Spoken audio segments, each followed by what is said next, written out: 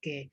Nah, aku jadi menarik, Bin. Kalau Bin lihat ya, terjadi nggak sih pergeseran, pergeseran kebutuhan capability? Karena kan Ebin banyak bergerak di area situ gitu ya. Terjadi nggak sih pergeseran kebutuhan capability dari si perusahaan-perusahaan ini? Mungkin kalau dari yang tadinya offline menjadi online itu pasti gitu. Tapi apakah ada sebenarnya misalnya kebutuhan masa depan, kebutuhan capability tertentu yang justru sekarang happening di hampir semua perusahaan gitu misalnya. Ebin lihatnya ada nggak?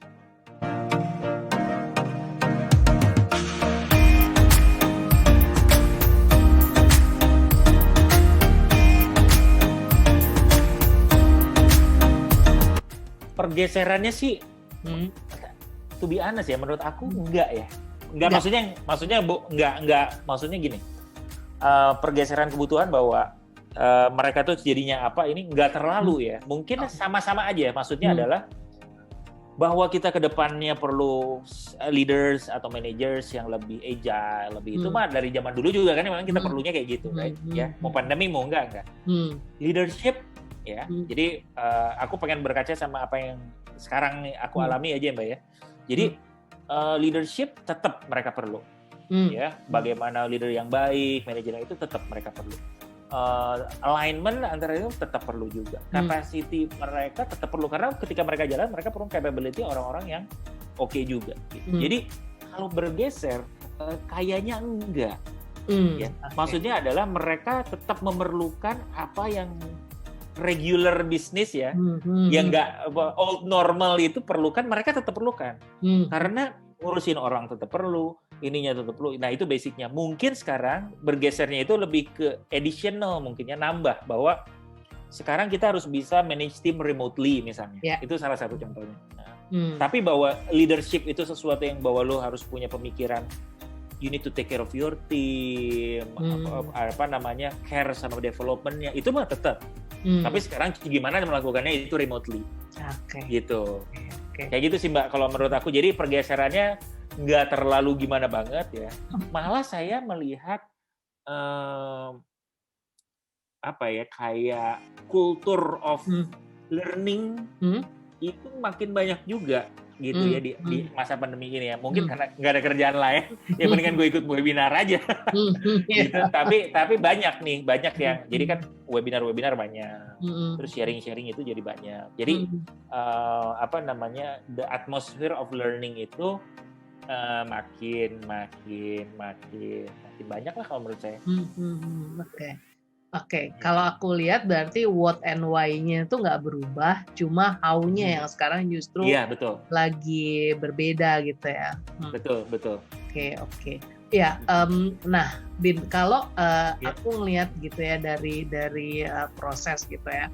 Ini kan kalau kita lihat gitu ya, di dunia yang sekarang ini nih bukan dunia yang ideal sebenarnya gitu ya, di mana orang tuh banyak yang kena PHK, kemudian banyak yang pengurangan, banyak yang pengurangan gaji juga, kemudian anak-anak kuliah yang baru lulus terus juga masih bingung mau pergi kemana gitu kan. Kalau kita lihat di beberapa sosial media, LinkedIn lah gitu, job seeker banyak banget gitu ya.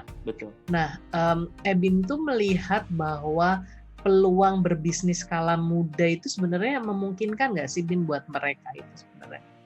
Gimana berbisnis apa? Peluang berbisnis di skala muda ini kan pasti banyak generasi muda justru yang dampak paling gedenya kan di generasi muda. Generasi tua mungkin juga iya, tapi maksud saya di generasi muda kan justru yang lumayan banyak ya, maksudnya lulus kuliah terus kemana gitu. Nah itu saya juga sebenarnya banyak pertanyaan di beberapa klien saya itu, terutama kalau coaching itu mereka mempertanyakan, gue harus kemana ya sebenarnya dalam dunia sekarang? Apakah gue memang harus bisa berbisnis, tapi gue nanti takut misalnya kayak gitu-gitu. Ebin melihatnya gimana sih sebenarnya kondisi sekarang itu? Kalau untuk terutama untuk kalangan muda ya, Mbak Adi ya? Kalangan muda. Karena kan Ebin berbisnis di kalangan muda kan sebenarnya kan? Iya. Kalau menurut saya sih,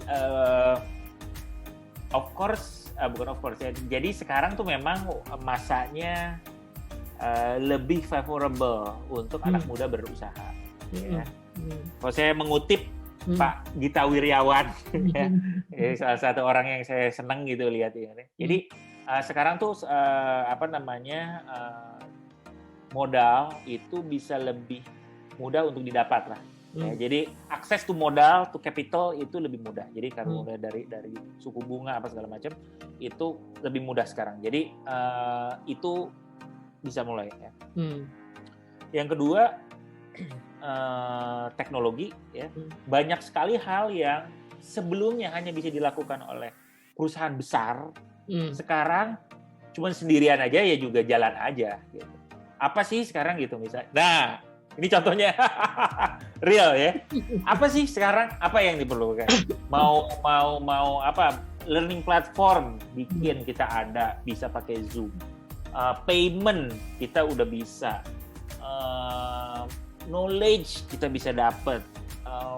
Kantor banyak coworking. Apalah hampir nggak ada barrier lagi, kecuali kita memang mau produksi bikin kayak pabrik gitu ya mungkin ya.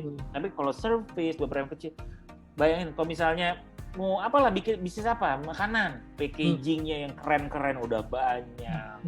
Terus udah gitu supplier ada, marketplace mau cari apa aja, mau bikin apa gitu ya. Misalnya bikin makanan apa, makanan yang benar-benar unique from all over Indonesia, tinggal buka aja marketplace terus kita udah bisa beli gitu ya. Jadi sangat mudah. Apalagi generasi sekarang yang lebih muda itu lebih berani menurut saya. Ya. Mereka lebih berani dan thinking-nya itu memang juga berbeda ya. Kalau mungkin generasi mungkin saya atau misalnya ada beberapa part mengenai security nih. Jadi kan kerja for security, right? Jadi kita pengen dapat kerja biar gimana bisa makan gitu ya, anak bisa kita kasih pendidikan. Nowadays a bit different gitu ya. Kita tuh kerja karena it's my passion, the purpose of my life seperti kayak gini. Gitu-gitunya tuh ada gitu dan bisa terfasilitasi gitu, bikin usaha sendiri, bikin ininya sendiri apa segala macam, kumpulin teman-teman, marketnya pun responding terhadap itu gitu. Ya kita kan seneng ngeliatin misalnya di Gojek, di GoFood misalnya gitu, restoran-restoran baru atau new product yang ada di Tokopedia misalnya gitu ya, Shopee gitu, itu banyak, Bukalapak banyak banget gitu. Jadi untuk membuka usaha di usia muda itu sekarang sangat favorable gitu dan sangat bisa dilakukan gitu. Itu itu menurut saya. Bahkan kalau dari sisi ini ya, maksudnya career choices ya. Orang tuh dulu kan misalnya mau kemana nih? Zaman-zaman dulu misalnya harus BUMN lah, harus multinasional, harus jadi PNS apa segala macam. Sekarang tuh kan lebih vast lagi kan. Ada startup, perusahaan kecil itu banyak juga dan semuanya punya keunikan dan daya tarik masing-masing. Jadi mungkin gara-gara itu, karena kebanyakan pilihan, orang akhirnya jadi, aduh gue kemana ya gitu. Perlu kan pilihannya sedikit, ya gue pengen di sini aja gitu. Gitu sih Mbak Ati kalau menurut aku. Iya, karena sebenarnya kalau aku lihat dunia wirausaha tuh sekarang besar banget, bukan hanya jual produk. Contoh aja misalnya sekarang content creator, social media manager gitu. Itu kan itu sesuatu yang kecil. Mungkin kalau zaman Ebi, zaman gue dulu mahasiswa ngetikin skripsi banyak gitu ya. Iya benar-benar servisnya. Kayak gitu karena udah ada laptop gitu, tapi bisa beralih menjadi content creator. Bahkan aku tuh kayaknya 2020 akhir kemarin tuh sempat baca apa nonton gitu ya di YouTube gitu tuh, dia sampai bilang bahwa salah satu yang mungkin booming di 2021 ini, salah satu pekerjaan yang mungkin akan booming adalah konten TikTok. Itu pembuat konten TikTok itu akan booming karena memang mulai banyak kan gitu kan. Jadi emang dan kalau ngomong usaha tuh emang harus broad, harus gede ya yang dilihat gitu, harus wider gitu ya, yang dilihat tuh apa sih sebenarnya gitu. Benar sih Bin, kalau aku ngeliatnya juga memang sekarang pilihan juga banyak. Iya, betul. Kemudahan juga banyak. Salah satu yang gampang lah ya, kalau zaman aku dulu kan misalnya, kenapa orang mau kerja di korporasi misalnya gitu. Ya karena misalnya kesehatan terjamin. Kalau sekarang kan BPJS Kesehatan juga ada gitu. Dan nggak perlu pusing. Itu salah satu loh Mbak Ati, pemikiran saya kenapa mau pindah. beralih dari karyawan untuk jadi itu karena ada BPJS. Karena lumayan, maksudnya ada basic yang bisa kita ensure gitu kan. Benar Mbak, betul. Masalah kelas, beberapa fasilitasnya it's another story. Iya. Yang penting kan basicnya kita bisa. Dan orang nggak berharap sakit kan sebenarnya. Betul.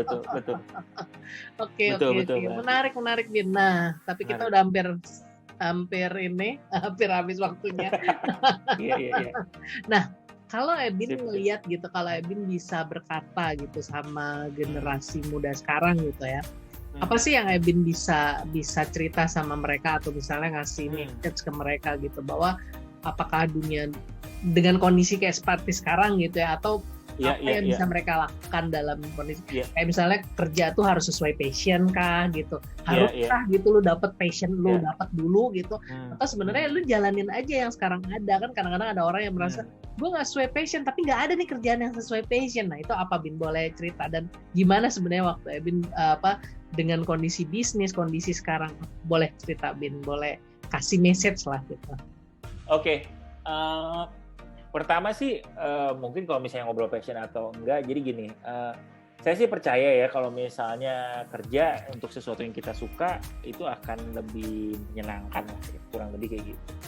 Nah, however, whatever it is gitu ya, apapun kerjaannya itu selalu ada pros and cons, ada konsekuensinya selalu. Ya, ada konsekuensinya selalu. Ya, jadi misalnya kerja pengen jadi youtuber ada juga konsekuensinya. So please be aware bahwa itu ada konsekuensinya. Ya, jadi pengen jadi kayak gini. Jadi artinya the hard work behind the profession, profesi yang dipilih atau karir atau usaha yang dipilih itu, we need to be aware, dan kita accept that gitu ya. Accept bahwa kalau gue mau jadi seorang misalnya buka restoran sendiri ya ada pasti hancurnya, mungkin nggak lakunya lah, ada apa. Nah itu let's be courageous untuk menjalani itu ya, karena mau bekerja saya tuh pengennya berkarir di perusahaan, it's ada juga dia berkarir ini seperti kayak gini, sacrifice-nya apa, entrepreneur ada gitu ya. Itu part yang kita perlu lihat dari teman-teman itu semua, karena currently option is very wide nih untuk teman-teman sekarang, jadi banyak. Saking banyaknya, jadi makanya kita juga suka bingung gitu ya, gue tuh ngapain is good, karena banyak pilihan ya. Nah, ini kata-katanya bukan however, dan kita perlu untuk decide, kita always perlu decide. Jadi jangan kebanyakan mikir juga gitu ya. Kalau gue pengen ini, gue kayak gini. Kayak gue nggak cocok deh, ini apa sedikit-sedikit ini nggak apa-apa. Decide and commit to go through gitu. At least for a certain period of time gitu. Karena you will never know gitu. Kita tuh nggak akan pernah tahu, nggak akan pernah merasakan kalau kita nggak decide dan go gitu. Ya kalau kita bingung kenapa, ya udah ambil aja gitu ya. Itu mungkin apakah ini bisa apply for everyone juga enggak. Cuman ini beberapa hal yang saya belajar bahwa emang harus diambil gitu. Ini ternyata nggak cocok nih, nggak bisa. Minimal kita tahu itu jadinya nggak bisa gitu ya. Dan kita belajar dari si pengalaman itu. Kalau saya mungkin jalannya mungkin nggak ke sini. So pertama adalah bahwa understand the consequences. Yang kedua adalah decide gitu. Ambil keputusannya gitu. Boleh mikir apa segala macam boleh ya, tapi langsung diambil. Kenapa? Karena perjalanannya sendiri itu, the journey-nya itu akan shape kita ke sebuah journey yang mungkin kita kita juga nggak tahu sebelumnya gitu. Jadi itu mungkin banyak yang saya belajar ya, kalau misalnya ini ketika ngambilin ternyata gini, nggak enaknya gini, tapi kita jadi belajar kalau saya tetap pengen ke sana, perlu ke sini nih gini. Nah itu ya, jadi jangan kelamaan mikirnya atau malah jadi nggak jadi atau malah jadi bingung gitu, jadi galau dan pusing gitu terhadap itu. Jadi understand ya, learn, research about the consequences, pros and cons, and then decide. It will not be ideal Karena kemungkinan ya pastilah ada lah ya, pasti ada positif dan konsekuensinya. Jadi apa namanya? Tapi once kita udah ngambil, ya udah. Jadi kita bisa ngerti, kita nggak apa namanya, jadi nggak nyesel gitu. Gitu. Oh ternyata gitu. Kalau misalnya ngambil jelek, rusak ya nggak apa-apa. Apalagi masa muda kan kita ada waktu untuk misalnya bisa berubah lagi. Kita coba yang gitu.